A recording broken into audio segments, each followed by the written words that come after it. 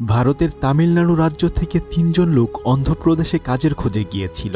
তারা সেখানে ছোটখাটো কাজ করে কোনো মতে জীবন চালাতো, কিন্তু একদিন হঠাৎ করেই কয়েকজন পুলিশ এসে তাদেরকে গ্রেফতার করে নিয়ে যায়। থানায় নিয়ে তাদেরকে বেধড়ক মারতে থাকে। তারা আসলে নিজেরাও জানে না কেনই বা তাদেরকে গ্রেফতার করা হয়েছে। যখন তারা এর কারণ জানতে চায়, আর তখনই তাদের উপর নির্যাতনের পরিমাণ বেড়ে যায়। মারতে মারতে তাদের পায়ের পাতা ফাটিয়ে ফেলে। পুলিশ যে কতটা খারাপ হতে পারে সেটা আপনার কল্পনারও বাইরে। এই গল্পটি দেখার পরে আপনার অবচেতন মনেই পুলিশকে গালি দিতে শুরু করবেন। এমনই অসাধারণ সত্য ঘটনার কাহিনী নিয়ে নির্মিত ভিসারানাই মুভির গল্প আজকে আপনাদেরকে শোনাবো। কথা দিচ্ছি আপনি এক মুহূর্তের জন্যও চোখ ফেরাতে পারবেন না। তো চলুন দেখে আসি পুলিশ কিভাবে সাধারণ মানুষের জীবন চাইলেই নরক বানিয়ে দিতে পারে। ৩ বন্ধু গ্রাম থেকে শহরে এসেছে কিছু টাকা ইনকাম করে পরিবারকে সাহায্য করার জন্য, কিন্তু একটা বছর পেরিয়ে গেলেও তারা ভালো কোনো কাজ পায়নি। ছোটখাটো কাজ করে কোনো মতে তারা খেয়ে পড়ে বেঁচেছিল, কিন্তু টাকার অভাবে রাতের বেলায় মাথা গোজার মতো কোনো ঠাঁই তাদের ছিল না। সেজন্য তারা ৩ জনই গান্ধী পার্কে নাইট গার্ডকে কিছু টাকা দিয়ে সেখানে প্রতিদিন রাতের বেলায় ঘুমিয়ে থাকে। আর সকাল হবার সাথে সাথেই সবার চোখ ফাঁকি দিয়ে তারা যার যার কাজে চলে যায়। পান্ডে প্রতিদিনের মতো ভোর রাতে উঠে পার্কের বাথরুম থেকে গোসল করে কাজে যাওয়ার জন্য রওনা দিলে তার বাকি 2 বন্ধু মুরুগান এবং কুমার তাকে বলে নাইট গার্ড দেখতে টাকা যাবে, তাই লুকিয়ে লুকিয়ে সাবধানে যাস। পান্ডে আসলে একটা দোকানের কর্মচারী হিসেবে কাজ করে, তাই সে সকালবেলা ফিটফাট হয়ে সাইকেল নিয়ে তার মালিকের বাড়ির উদ্দেশ্যে রওনা হয়। মালিকের বাসা থেকে চাবি নিয়ে গিয়ে সে সবার আগে দোকান খুলে বসে থাকে। কিছুক্ষণ পরে কয়েকজন মানুষ তার দোকানের সামনে দিয়ে যাওয়ার সময় সিগারেট কিনে নেয়। তখন একজনের কাছে সে তামিলের পত্রিকা দেখে জিজ্ঞেস করে, আপনারা কি তামিল থেকে এসেছেন? পান্ডে তখন তাকে বলে, আমিও এখানে তামিল থেকে এসেছি। আসলে এত দূরে নিজের এলাকার লোক পেয়ে সে একটু খুশি হয়ে গিয়েছিল। তখন তাদের মধ্য থেকে একজন পান্ডের কাছে একটা ঠিকানা জানতে চায়, কিন্তু পান্ডে দেখে যে তাদের কোমরে পিস্তল রাখা রয়েছে। সেজন্য সে ভয়ে আর তাদেরকে কোনো কিছুই না বলে দোকান থেকে চলে যেতে বলে। আর তারা চলে যাওয়ার কিছুক্ষণ পরেই একজন লোক এসে তাকে জিজ্ঞেস করে, তোর নাম পান্ডে কিনা? সে তখন হ্যাঁ বলার সাথে সাথেই তার শার্টের কলার ধরে তাকে দোকান থেকে বাইরে বের করে আনতে শুরু করে, কিন্তু পান্ডে তার থেকে বারবার নিজেকে ছাড়িয়ে নিচ্ছিল। তখন অটোর ভেতর থেকে মুরুগান বলে, পান্ডে উনি একজন পুলিশ অফিসার, আমাদের সবাইকে থানায় নিয়ে যাচ্ছে। তখনও ভালোভাবে সকাল হয়ে ওঠেনি, তাই তারা নিজেরাও বুঝতে পারছিল না কেনই বা তাদেরকে পুলিশ স্টেশনে নিয়ে যাওয়া হচ্ছে। তাদেরকে থানায় নিয়ে ভালো মতো চেক করে লাইনে দাঁড় করিয়ে রাখা হয়। আর একটু পরে 2 জন পুলিশ মিলে কোনো কিছু না বলে বেতের লাঠি দিয়ে তাদেরকে কুত্তার মতো মারতে শুরু করে। তারা তখন নিরুপায় হয়ে বাঁচার জন্য শুধু চিৎকার করতে থাকে। বেতের বাড়ি সহ্য করতে না পেরে কুমার ওখান থেকে পালাতে শুরু করে। তখন একজন পুলিশ অফিসার একটা বালতি দিয়ে তার মাথায় বাড়ি দিলে কুমার নিস্তেজ হয়ে ফ্লোরের মধ্যে পড়ে যায়। তারা সবাই মনে করে হয়তো কুমার তখন মারা গিয়েছে। মুহূর্তের মধ্যেই পরিস্থিতি একদম উলটপালট হয়ে যায়। হামাগুড়ি দিয়ে তারা দুজনে সে তখন তার বন্ধুর লাশ ধরে কান্না করতে থাকে, কিন্তু পাষণ্ড পুলিশ এই দুঃখের ভেতরেও তাদেরকে আবারও মারতে শুরু করে। মারতে মারতে বলতে থাকে, তোরা নিশ্চয়ই নাটক করছিস। তবে অনেক মার খাওয়ার পরেও তারা দেখে যে তার বন্ধু এখনো বেঁচে আছে, তাই তারা দুজন তাকে টেনে ওখান থেকে একটু আড়ালে সিঁড়ির নিচে নিয়ে যায়। সকাল হওয়ার সাথে সাথে কপালে তিলক দিয়ে থানায় ইন্সপেক্টর চলে আসে। সে তীর্থযাত্রা থেকে কিছু প্রসাদ নিয়ে এসেছে। একজন পুলিশ তখন সেগুলো সবাইকে একটু একটু করে খেতে দেয়। যখন সে সিঁড়ি বেয়ে উপরে উঠছিল তখনই সিঁড়ির ওখানে মুরুগানের দিকে তাকিয়ে একটু হেসে দেয় এবং তাদেরকেও প্রসাদ খেতে বলে। মুরুগান মনে করে উনি একজন সৎ পুলিশ অফিসার, তাই সে ভয়ে ভয়ে বলে, স্যার আমাদেরকে বিনা কারণে অনেক মেরেছে। এই কথা শুনে সে বাকি পুলিশকে হুকুম দেয় যে ওদের জামা কাপড় খুলে ভালো করে মারার জন্য। তাদের 3 জনকে প্রায় আধমরা করে মেরে লকআপে আটকে রাখে। লকআপের ভেতরে আরও কয়েকজনকে আটকে রাখা হয়েছিল। তখন তারা জানতে পারে এখানে আরও তামিলিয়ানকে ধরে আনা হয়েছে। অন্যদিকে পুলিশ ইন্সপেক্টর মোবাইলে কাউকে বলতে থাকে যে, স্যার একদমই চিন্তা করবেন না, আমি 2-1 দিনের মধ্যেই ডাকাতির কেসটা সমাধান করে ফেলব। আসলে কোনো একটা বাড়িতে চুরি হওয়ার কারণে তারা চোর ধরতে না পেরে পান্ডিয়াদেরকে এখানে আসামি বানাতে চায়। লকআপের মধ্যে তখন মুরুগান পান্ডিয়াকে বলতে থাকে, তুই নিশ্চয়ই কোনো আকাম করেছিস, আর তোর জন্যই পুলিশ আমাদেরকে ধরে নিয়ে এসেছে। সকালবেলা দোকানে যাওয়ার আগে বলেছিলি তুই ঝামেলায় আছিস, সেজন্য সকাল সকাল দোকানে যাচ্ছিস। তখন মুরুগান বলে, বিশ্বাস কর বন্ধু, আমি কিছুই করিনি। আসলে আমি ওই মেয়েটাকে পছন্দ করতাম। মেয়েটি যখন প্রতিদিন আমার দোকানের সামনে দিয়ে যেত আমার দিকে তাকিয়ে থাকতো। এমনকি যখন বাড়ির সামনে দিয়ে আমি সাইকেলের বেল বাজাতাম তখনও সে বাইরে বেলকনিতে আমাকে দেখার জন্য আসতো। আসলে মেয়েটি এই বাড়ির কাজের লোক ছিল। বুঝতে পারছেন, কাজের লোকও নাকি এমন সুন্দর হয়। যাই হোক, তো একদিন রাতের বেলায় মেয়েটি তার দোকানে আসে তার বাসায় কল করার জন্য, কিন্তু টেলিফোনে কথা শোনা যাচ্ছিল না। পান্ডে যখন এসে সেটা ঠিক করতে যায় আর তখন তার হাতের সাথে মেয়েটির হাতে টাচ লাগলে মেয়েটি রাগ করে ওখান থেকে চলে যায়। মুরুগান বলে, তাহলে তুই নিশ্চয়ই মেয়েটিকে ইফটিজিং করেছিস, সেজন্যই আমাদেরকে পুলিশ ধরে নিয়ে এসেছে। তখন পান্ডে বলে, আমি এরপর দোকান বন্ধ করে মেয়েটিকে সরি বলতে যাই, তখন দেখি যে মেয়েটি কান্না করছে। আসলে মেয়েটি তাকে তখন নতুন একটি বাসায় কাজ খুঁজে দিতে বলে, কেননা সে এখন যে বাসায় কাজ করে সে বাসার মালিক তাকে বাড়িতে যেতে দেয় না, এমনকি তার দিকে কুনজরও দেয়। তখন পান্ডে বলে, তুমি একদমই চিন্তা করো না, আমি একটা ব্যবস্থা করে দিব, আর যে কোনো প্রয়োজনে তুমি আমাদের দোকানে আসলে আমাকে পেয়ে যাবে, দোকানে না পেলে গান্ধী পার্কে অবশ্যই আমাদেরকে পাবে। তখন মেয়েটি বলে, অনেক রাত হয়েছে, বাসায় গিয়ে রান্না করতে হবে, এই বলে সে ওখান থেকে চলে যায়। তখন পান্ডে কিছুটা পথ গিয়ে আবার চিৎকার করে বলে, শান্তি, তুমি যে কোনো প্রবলেমে অবশ্যই আমাকে জানাবে। তখন তার সাথে থাকা আফজাল নামের একটা ছেলে বলতে থাকে, ভাই তুমি যেই মেয়েটির সাথে কথা বললে, মেয়েটি যে বাড়িতে কাজ করে ওই বেটায় কিন্তু পুলিশে চাকরি করে, দেখো আবার কোনো ঝামেলায় পড়ে যায়ও না।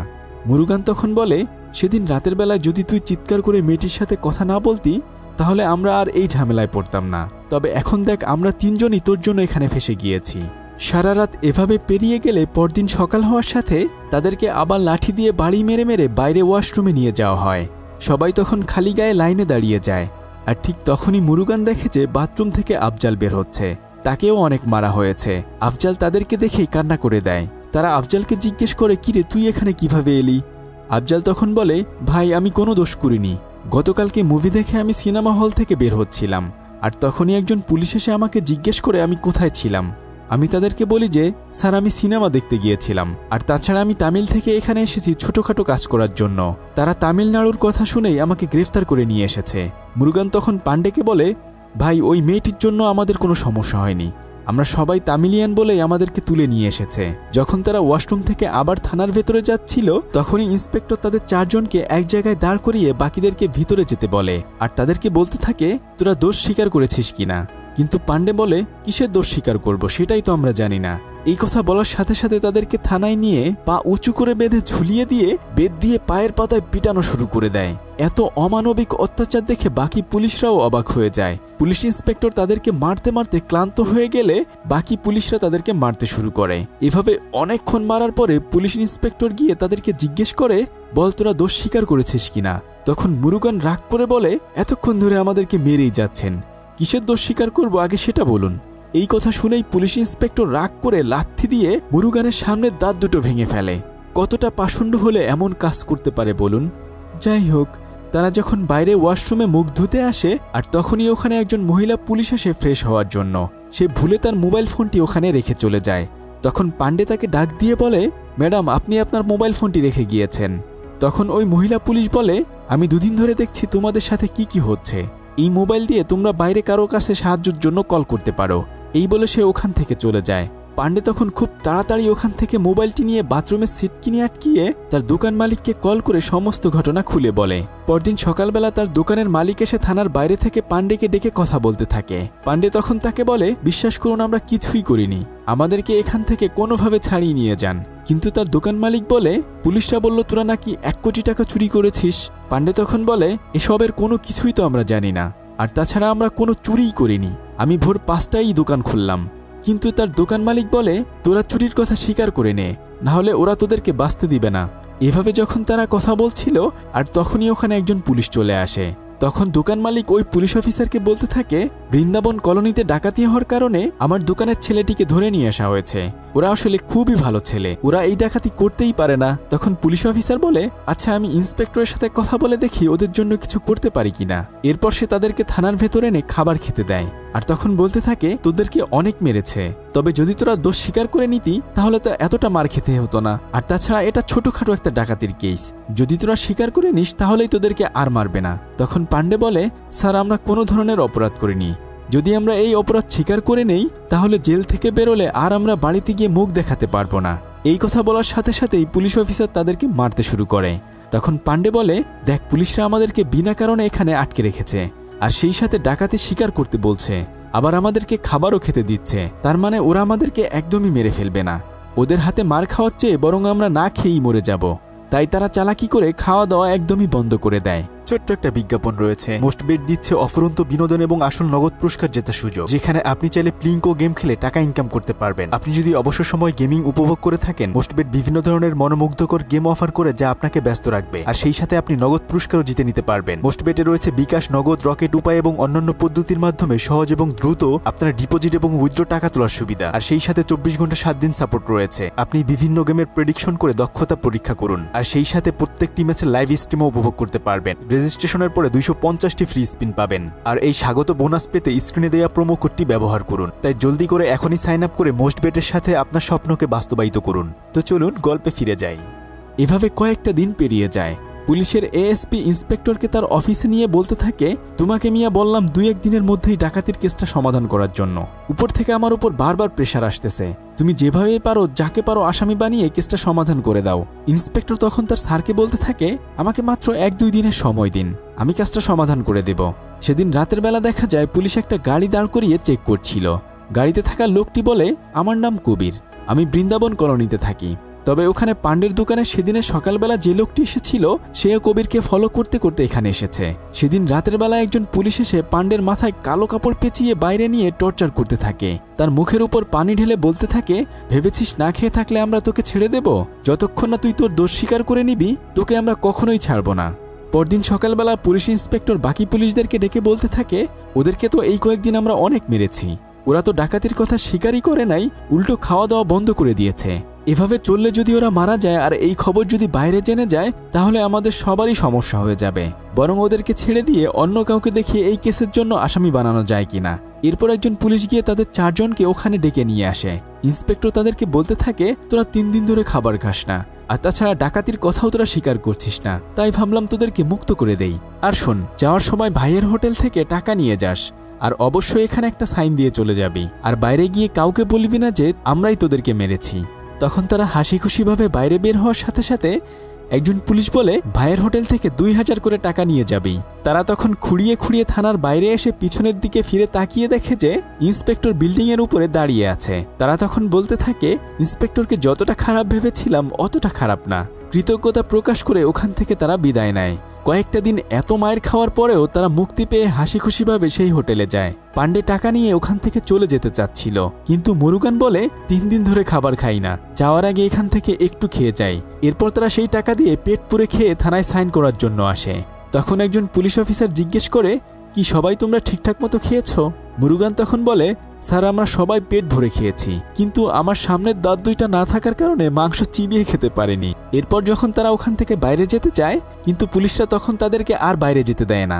পুলিশ ইন্সপেক্টর তাদেরকে বলতে থাকে, 3 দিন ধরে তোরা খাস না, ভেবেছিস এভাবে পার পেয়ে যাবি? তোদেরকে দেখে আমার একটু একটু মায়া হচ্ছে, তাই ভাবলাম বুদ্ধি করে তোদেরকে খাইয়ে নেই। আর তখন তাদের পাশে আরও কয়েকজন পুলিশ তালগাছের পাতা কেটে লাঠি বানাচ্ছিল। একটু পরে পুলিশ ইন্সপেক্টর পান্ডেকে ডেকে এনে বলে, এখন আমি তোকে তালগাছের ডাল দিয়ে পেটাবো, যদি তুই একটু সাউন্ড করিস কিংবা মাটিতে পড়ে যাস তাহলে তোর বাকি বন্ধুদেরকেও আমি বেদম পেটাবো। পান্ডে তখন চুপচাপ দাঁড়িয়ে থাকলে ইন্সপেক্টর ওই তালের ডাল দিয়ে অনেক জোরে একটা বাড়ি মারার সাথে সাথে পান্ডে ব্যথায় বাঁকা হয়ে পড়ে যায়।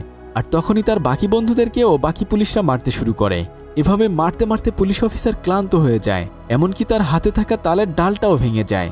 কিন্তু তবুও তারা এই ডাকাতির কথা স্বীকার করে নেয় না। পরদিন তাদের দোকান মালিক এসে তাদেরকে দেখে বলে, তোদেরকে মেরে কি অবস্থা করেছে, তোরা ডাকাতির কথা স্বীকার করে নিলেই তোদেরকে আর এভাবে মারবে না। সে পান্ডেকে বলে, তোর সাথে বাকি সবাই ডাকাতির কথা স্বীকার করে নিতে চায়, কিন্তু তুই স্বীকার করছিস না। পান্ডে তখন বলে, বিশ্বাস করেন আমি চুরি করি নাই। তখন উকিল বলে, দেখো ভাই, পুলিশের যখন উপর থেকে কেস সমাধান করার চাপ আসে তখন তোমাদের মতো সাধারণ মানুষকে যেখান সেখান থেকে তুলে এনে আসামি বানিয়ে কেস সমাধান করে দেয়। আর তাছাড়া চুরি হওয়া সমস্ত জিনিসপত্রই পাওয়া গিয়েছে, তোমরা শুধু কোর্টে গিয়ে বলবে যে তোমরা ডাকাতিটা করেছো। আর তাছাড়া মিডিয়াও জেনে গিয়েছে পুলিশ আসামিদেরকে ধরে ফেলেছে, তাই যেভাবেই হোক না কেন পুলিশ তোমাদেরকেই এই ডাকাতির কেসে ফাঁসিয়ে দেবে। তবে 3 মাসের মধ্যেই তোমাদের এই ঝামেলা শেষ হয়ে যাবে, এখানে মার খাওয়ার চেয়ে বরং 3 মাস জেল খাটা অনেক ভালো।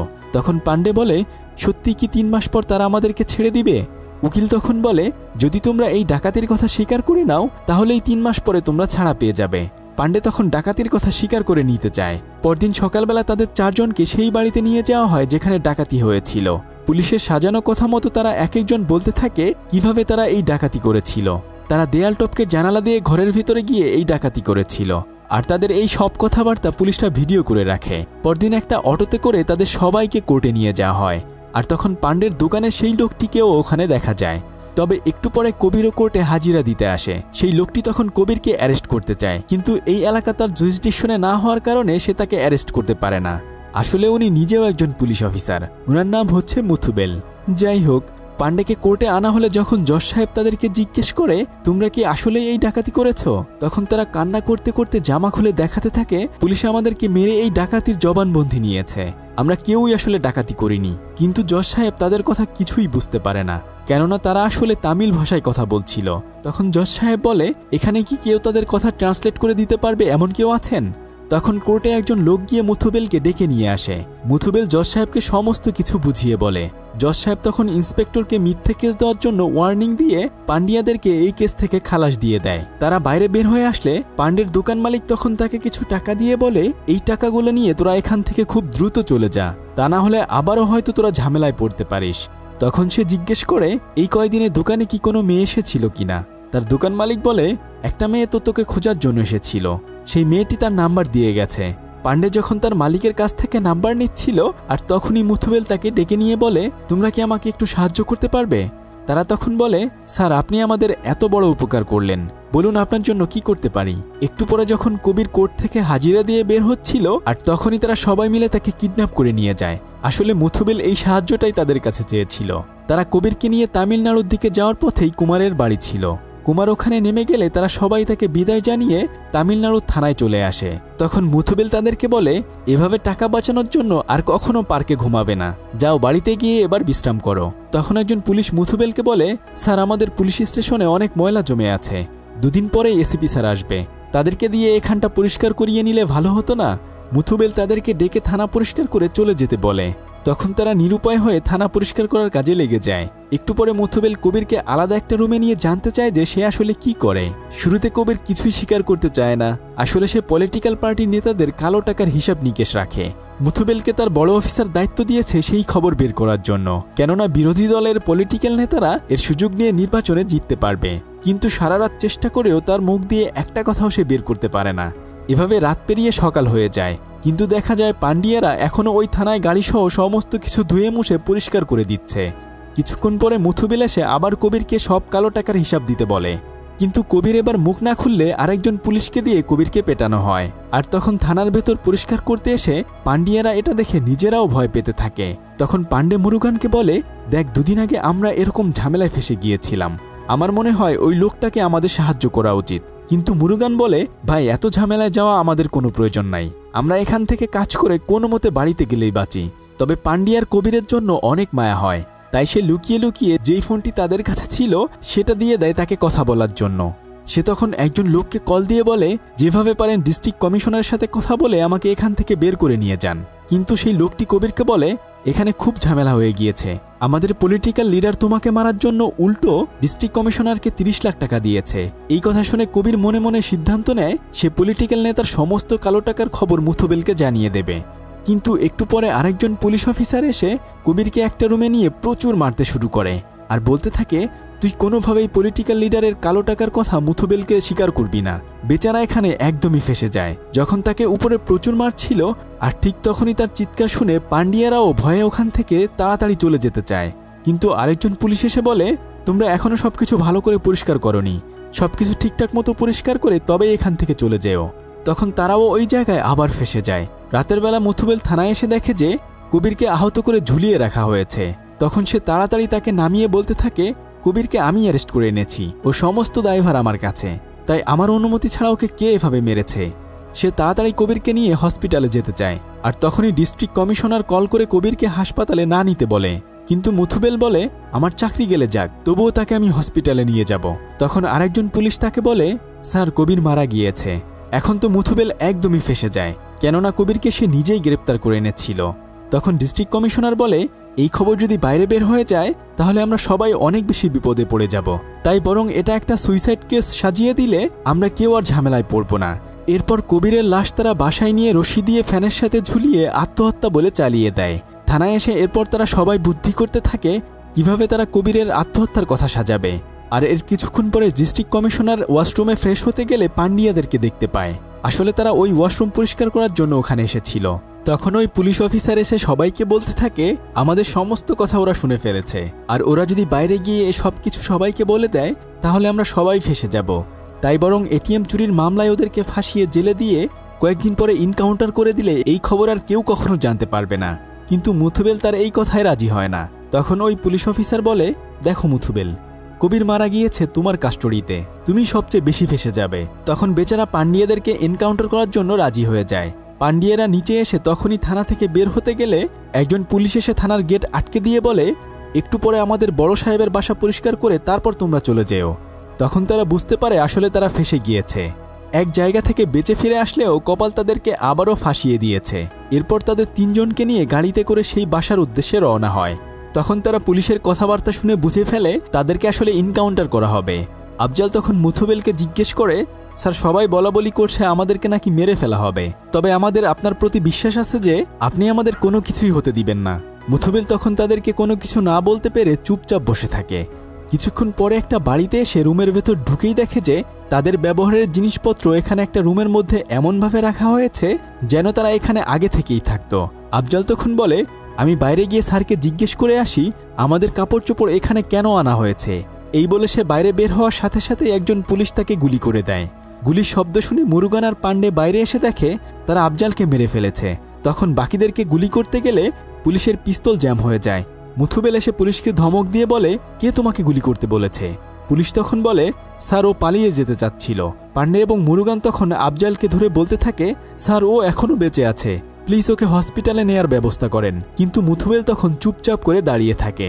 আসলে সে নিজেও ফেঁসে গিয়েছে। কিছুক্ষণ পরে একজন পুলিশ এসে পান্ডের হাতে হাতকড়া পরিয়ে দেয়। আফজাল তখন বলে, ভাইয়া তোমরা এখান থেকে পালিয়ে যাও, না হলে ওরা তোমাদেরকেও মেরে ফেলবে।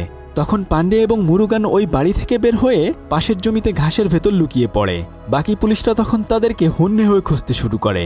একজন পুলিশ বিল্ডিংয়ের ছাদের উপর গিয়ে টর্চ লাইট মেরে তাদেরকে খুঁজতে থাকে। পান্ডে এবং মুরুগান অনেক দূরে ঘাসের ভিতর গিয়ে একে অপরকে বলতে থাকে, দেখ ভাই, আমরা দুইজন দুই দিকে দৌড় দিব, তাহলে হয়তো যে কোনো একজন মারা পড়ব। আর আমাদের সাথে এত এত খারাপ কিছু পুলিশ করেছে সেই কথা অবশ্যই দেশের মানুষকে জানাতে হবে। কিন্তু মুরুগান বলে, বেঁচে থাকলে আমরা দুজনেই বেঁচে থাকব, আর না হলে দুজনেই মারা যাব। কিন্তু পান্ডে তাকে অনেক বুঝিয়ে কোনো মতে রাজি করিয়ে নেয়। এরপর সে সবার চোখ ফাঁকি দিয়ে দৌড়ে এসে পাশের জমির আরেকটা ঘাসের ভেতর লুকিয়ে পড়ে। তখন তার পেছনে পেছনে আরও একজন পুলিশ তাকে খোঁজার জন্য যায়। পুলিশ পান্ডেকে খুঁজে পেলে পান্ডে এবং পুলিশের মাঝে ধস্তাধস্তি শুরু হয়ে যায়। পান্ডে অনেক কষ্টে পুলিশের কাছ থেকে পিস্তলটি নিয়ে আবার ঘাসের ভেতর লুকিয়ে পড়ে। হয়তো রাস্তা ফাঁকা রয়েছে, তাই সে ঘাস থেকে বের হয়ে রাস্তা দিয়ে দৌড়াতে গেলেই একজন পুলিশ এসে তাকে গুলি করে মেরে ফেলে। আর তখনই ডিস্ট্রিক্ট কমিশনার একজন পুলিশকে কল করে জানতে চায় সবাইকে মারা হয়েছে কিনা। তখন ওই পুলিশ বলে, স্যার দুইজনকে এনকাউন্টার করা হয়েছে। অন্যদিকে মুথুবেল পান্ডেকে বলতে থাকে, তুই বের হয়ে আয়, আমাদের কাছে সারেন্ডার করে পিস্তলটা দিয়ে দে, আমরা তোর কোনো কিছুই করব না। তখন পান্ডে বলে, স্যার আপনি আমাদেরকে ওখান থেকে বাঁচিয়ে এনেছিলেন, কিন্তু এখানে এনে আপনি আমাদেরকে মেরে ফেলতে চাচ্ছেন। আপনার উপর আমাদের অনেক ভরসা ছিল, তবে আমার সামনেই আপনারা আমার দুজন বন্ধুকে মেরে ফেলেছেন। এই কথা বলে সেই মুথুবেলের দিকে পিস্তল তাক করে থাকে। তখন মুথুবেল বলে, আমাকে গুলি করে তুই এখান থেকে পালিয়ে যা। কিন্তু পান্ডে তখন বলে, আপনাকে মেরে আমিই বা বেঁচে থেকে কি করব? এমন জীবন আমারও চাই না। তবে পান্ডে তখন পিস্তল নিয়ে সামনে এগিয়ে আসলেই মুথুবেলও তার পিস্তল বের করে পান্ডের দিকে তাক করে। কিন্তু একটু পরেই দেখা যায় যে একজন পুলিশ অফিসার মুথুবেলের দিকে পিস্তল তাক করে আছে। আসলে তাদের বড় অফিসার সবার সাথে মুথুবেলকেও মেরে ফেলার হুকুম দিয়েছিল। আর এর কিছুক্ষণ পরেই হঠাৎ করেই গুলির আওয়াজ শোনা যায়। পান্ডে এবং মুথুবেল দুজনেই মারা যায়। সবাই তো মারা গেল, তাই না? তাহলে গল্পটি আসলে সাধারণ মানুষ কিভাবে জানলো? আসলে যখন তারা গাড়িতে করে এসেছিল পথের মধ্যেই কিন্তু কুমার নেমে গিয়েছিল। সেই পরবর্তীতে এই ঘটনাগুলো লিখে একটা বই বের করে, আর সেই বইয়ের গল্প অনুযায়ী এই মুভিটি বানানো হয়েছে।